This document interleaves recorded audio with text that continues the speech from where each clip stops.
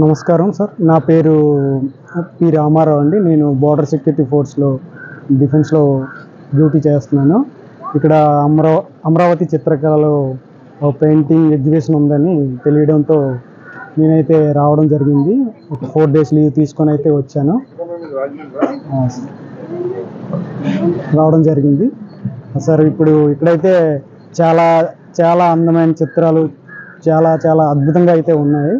అదేవిధంగా నేను కూడా కొన్ని దేశం కోసం సైనికులు అలాగే జవాన్లకు సంబంధించిన థీమ్ పైన నేను వర్క్లు అయితే చేయడం జరిగింది.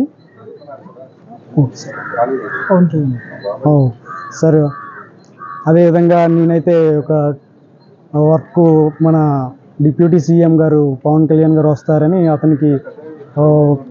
పవన్ కళ్యాణ్ గారు అతని పోర్ట్రేట్ డ్రాయింగ్ చేసి అతనికి ప్రజెంట్ చేద్దాం అనుకున్నాను.